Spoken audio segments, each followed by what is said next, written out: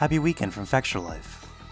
If you've been too busy to keep up on the latest in the games we cover, or are looking for a refresher, we've got your back. Let's take a look at the comings and goings across the Fextralife Wiki Network. Moving like a soldier. Koei Tecmo has released a new event scene trailer for Nioh, the upcoming PS4 exclusive from developer Team Ninja. The trailer shows a cutscene from the game with main character William Adams encountering the game's main villain Edward Kelly. After a bit of trickery, his nemesis reveals himself and the two banter a bit before we get to see a bit of what Kelly can do. He is looking to be quite the powerful foe. Also this week, we dug into the lore of Nioh with a video look at the Battle of Sekigahara, one of the most important battles in Japanese history, which also forms a large core of the game. The video and article are invaluable resources for anyone looking for a clear picture of what the game's story is all about. In it, you'll see some bios from the NPCs in this game, and you'll get a look at the opposing factions in this war. Nioh releases next Tuesday, February 7th in North America, and the wiki is already getting massive. We're pumping out everything we know about the game so that it'll be ready for you when you start playing. Give it a visit and a bookmark, and tell a friend. Mass Effect Andromeda is the next installment in BioWare's celebrated franchise and is taking the story 600 years beyond the events of the original trilogy, all the way to the Andromeda Galaxy as humans, Turians, Asari, and Solarians all launch populated ARC spaceships in an attempt to secure a future home for the inhabitants of the Milky Way galaxy. In the first part of a series on what we know about the game, we took a look at everything that makes your character tick, specifically the game's story backdrop, the characters you'll meet, and the profiles and skills that will flesh out your role-playing experience. It's quite the in-depth look at this part of the game's development and is worth a read to get an idea of what to expect when the game releases this March.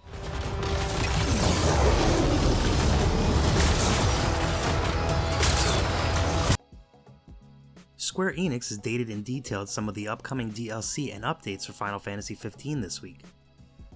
The Booster Pack is coming February 21st, and one of the items is a suit that makes you invincible for 30 minutes and also boosts your fishing skills. After you use it, it cannot be used again for 24 hours, so get your Power Rangers on for one day. The next, episode Gladiolus, is coming March 28th and is an original episode that unfolds from the perspective of Gladiolus, who was not playable in the main story of Final Fantasy XV. Episode Prompto was also dated for June of 2017, but no details were given on its contents. No prices were given on the DLCs if purchased separately, but they are all part of the game's season pass. Square Enix has also confirmed that the update for Final Fantasy XV's 13th chapter will be available from March 28th. They also confirmed an update for February 21st that includes a number of new features and content.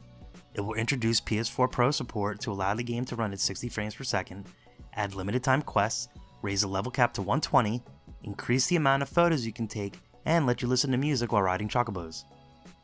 Later in the week, speaking to Famitsu, director Hajime Tabata says he wants to bring the game to PC at some point. He had the following quote to say, "I'd like to release the game on PC as a technical attempt.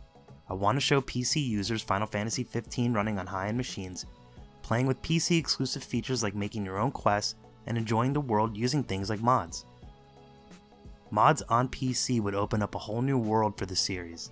In the same interview, he also shot down rumors that the game was going to see some large area expansions, instead attributing leaked images to glitches that accessed areas the train route was using.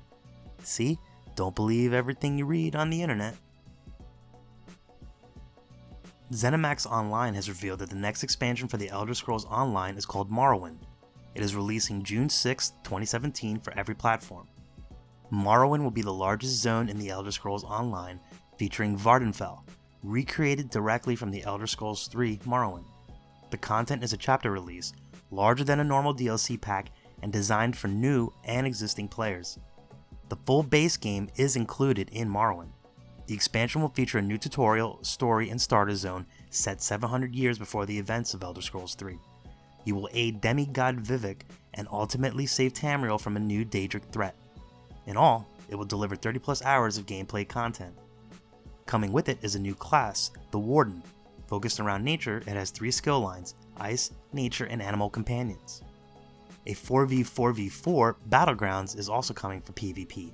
there will be at least 3 maps and 3 game types at launch. A new 12-player trial, the Halls of Fabrication, is also included. There are a few different versions of the expansion that you can pick up. Check out the Morrowind page on the wiki for more. Talk about nostalgia though. The first Morrowind game is near and dear to many fans of the Elder Scrolls series, so this should come as some big news for players. Sony has released a hands-on preview of Horizon Zero Dawn from Guerrilla Games that goes more in depth into what players can expect from the game, especially as it relates to the questing and game's open world. The world is a massive multi-region map with several vibrant areas.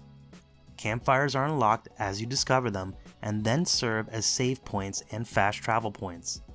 The game features a stealth mechanic similar to the Elder Scrolls series based on a closed-eye, open-eye system.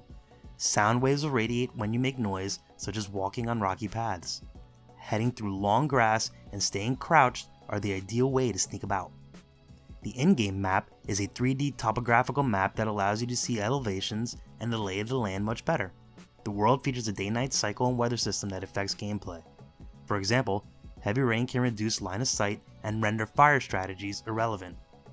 The game will feature a photo mode that allows you to pan the camera and play with a variety of editing options. You can then share the images you capture. The more we hear and see from this game, the more we like.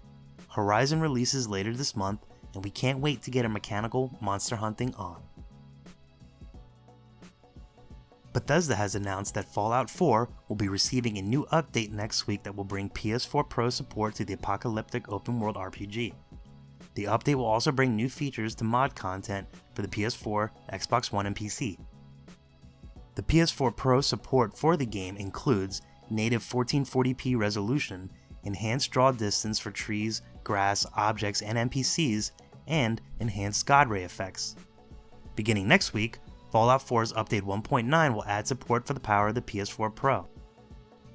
Next week, Bethesda is also rolling out a release of the game's high-resolution texture pack as a free download to the PC players. To use the high-resolution pack, you'll need 58GB of space available and make sure your system can handle the recommended specs. The new texture pack will substantially improve the visual look of the Boston Wasteland, but if you need to return to the original textures, you can disable them from within the game's launcher menu.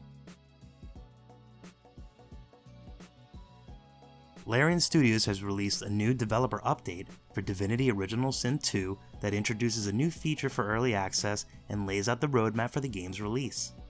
AI 2.0 is included in the new early access patch and is the game's new system that teaches the NPCs how to better react to you in order to improve the challenge you face when you square off against them in combat. In short, the new AI is designed to be much less predictable and a lot more reactive to the environment and what's going on, in some surprising ways, such as combining abilities and spells in unexpected but powerful ways. The new patch also includes some new PvP arenas, some changes to combat and gameplay, and a whole host of general bugs and fixes. As they progress towards the full release of the game, Larian outlined some of the features that early access players will be seeing coming up, such as skill crafting, relationship systems, systemic tags, new origin stories, the undead, the modding tool, and the heralded Game Master mode. Fun stuff. Divinity Original Sin 2 is set to release sometime this year on PC, with consoles possibly seeing a release as well. Funcom survival RPG sandbox Conan Exiles is now available for PC early access. Funcom released a trailer in conjunction with the launch that gives a broad look at what the game has to offer, with a tour of the enemies, locations, building, and crafting you will be spending your time in. We also got a look at the brutal combat and the gods you can summon to your aid in conquest. Repetitive zombie survival this is not. The standard edition of the game will cost $29.99 right now, while the Barbarian edition will set you back $59.99 and comes with a variety of loot. A Conan Exiles preview for the Xbox One is due to release this spring, no word in support for the PS4. And that's a wrap for the Week in Wikis. We're looking forward to another great week of gaming fun. Don't forget to check out our VIP program for some exclusive supporter benefits, and budding writers should take advantage of our Become an Author initiative. Thanks for a great week, and as always, keep checking in with us for news, reviews, YouTube streams and videos, and general wiki goodness. Follow us on social media for all the latest and greatest. The more followers we get, the larger the army of the Fexes grows.